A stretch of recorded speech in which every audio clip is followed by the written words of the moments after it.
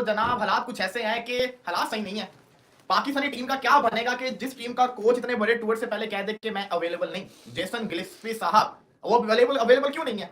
वजह भी सबको पता है, क्योंकि उनको ये फील हो रहा है कि उनको पीसीबी जो है उनके साथ सही बिहेव नहीं कर रहा, बिल्कुल जिसको कहता है ना, उनकी इनपुट्स नहीं ले रहा, उनको बीच इंपॉर्टेंट डिस्कशन में शामिल नहीं कर रहा। इस वजह से वो ये फील कर रहे हैं वो साउथ अफ्रीका वाले टूर में अवेलेबल नहीं है। अभी रिसेंटली पाकिस्तान के कोचिंग जिसको कहते हैं ना चेंज आया था, आकिब जावेद बने थे कोच। अब नजर आ रहा है कि आकिब जावेद जो होंगे वो टेस्ट में भी रहेंगे, तो बड़े अच्छे तरीके से आकिब जावेद ने एंट्री मारी, सबको ही आउट करके रख दिया। लेकिन क्या ये पाकिस्तानी क्रिकेट के लिए सही है? बिल्कुल से नहीं है। या मुश्किल से तो टेस्ट में जीतना शुरू हुए थे, अभी तो जीते ही थे कि फिर अनस्टेबिलिटी आ गई है। पाकिस्तानी क्रिकेट के अंदर स्टेबिलिटी कब आएगी?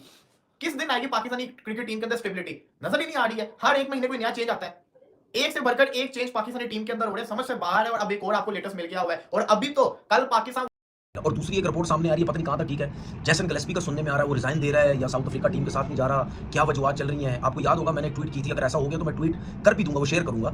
आपको याद है मैंने बोला था कि जो पाकिस्तान के मसला है ना, गैरी क्रिस्टियन ने तो छोड़ा है, आगे चल के ये ना कि जेसन गिलेस्पी भी छोड़ दे। अब वो मुझे सूरत हाल ऐसे लग रही है कि शायद जेसन गिलेस्पी जो है वो हेड कोच जो है वो रिजाइन ना कर दे। तो बस इस किस्म की सूरत हाल होती रहेगी हमारे, वही आपने मतलब के लोग, मतलब यानी क्रिकेटर आके बैठ जाएंगे, चापलूसियां चलती रहेंगी, ड्रामेबाजियां चलती रहेंगी, मैरिड वैरिड का कोई फायदा नहीं है, मर्जी के लोग आएंगे, इसी तरीके से आपकी क्रिकेट चलती रहेगी।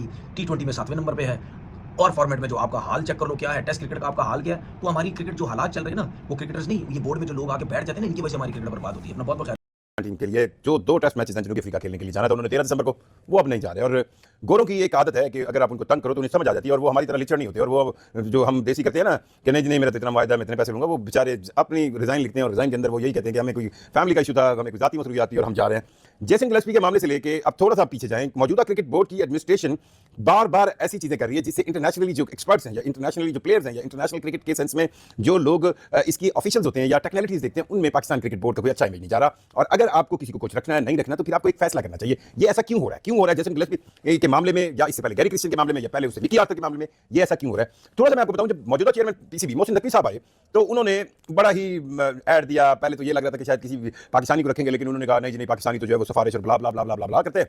और उन्होंने उस वक्त बहुत शॉटिंग के बाद जो है गैरी क्रिस्टियन को पाकिस्तान टीम का उड़ किस्म का है, उसको थोड़ा चेंज कर लेता हूँ कि उड़ गया, उड़ गई चुन्नी, उड़ गया चन्ना, उड़ गया राशिद चंद, हमारा उड़ गया जेसन गिलेस्पी चंद। जेसन गिलेस्पी ने रिजाइन करके हेड कोच की पोजीशन से, एक्सपेक्टेड था, पहले ही आपको बताया हुआ था, मल्टीपल टाइम्स बता चुका था कि जेसन गिलेस्पी का जाना ऑलमोस्ट तय है। ये जो उसका नीलसन उड़ाया ना, उसका जो असिस्टेंट कोच है, उसके बाद तो यार खत्म हो गई थी कहानी। जेसन गिलेस्पी का जाना तय था, जेसन गिलेस्पी ने खुद छोड़ा है। चलो पीसीबी को अब रकम भी कम देनी पड़ेगी जेसन गिलेस्पी को, क्योंकि उसने रिजाइन किया, पीसीबी ने उसे नहीं निकाला, वो खुद ही छोड़ के चला गया है। हालात ही अगले के लिए इतने तंग कर दो, पीसीबी का सुनहरा उसूल, अगले के लिए हालात इतने तंग कर दो कि वो खुद ही कहे कि जान छोड़ो। वो देसी थोड़ी है हमारी तरह का है कि भाई उसके कपड़े भी, शर्ट उतार दी, लुंगी उतार दी, सब कुछ उतार दिया, और वो सिर्फ कह रहा है कि अगर केले के 2 पत्ते मिल जाए तो मेरा गुजारा हो जाए। वो हमारी तरह का टीठ नहीं है, गोरा हमारी तरह का नहीं है ना यार। वो गोरा गैरी कर्स्टन को तंग किया, वो साइड पर हो गया, उसे उसकी पावर्स ले ली हेड कोच वाली, सिलेक्शन कमेटी से फारिग। मेरा इशारा ना मिकी ऑर्थर की तरफ है, क्योंकि मिकी ऑर्थर जब था ना, उसने बड़े बड़े जो बैठे हुए थे ना, कि जकड़े हुए थे टीम को, जिसमें सबसे पहले अहमद शहजाद का नाम मैं लेना चाहूंगा कि अहमद शहजाद 2011 से वर्ल्ड कप भी खेला, 2015 का वर्ल्ड कप भी खेला, फिर उसके बाद भी बीच में जितने T20 वर्ल्ड कप गए उसमें भी वो रहा अहमद शहजाद। उसने 2017 की चैंपियंस ट्रॉफी में 2-3 मैचेस खिलाए आई थिंक, और उसके बाद फिर अहमद शहजाद को बाइट किया, जिसमें सिर्फ वो एक रन आउट कर पाया था सेमीफाइनल में, आई थिंक पता नहीं किसका रन आउट था, लेकिन उसने फकर को चांस। मुझे लगता है कि पीसीबी की तरफ से हुआ ये काम। और मैं आपको सीधी बात बताऊं, ये लोग ना गोरे जो कोच है ना, जो पूरा अपना कंट्रोल चाहते होते हैं, इनको मिलता नहीं है। बिल्कुल यार, कंट्रोल क्यों नहीं मिलना चाहिए? आप एक कोच को जिम्मेदारी दे रहे हो, फिर आप सवाल भी तो उठाते हो उसके बाद में।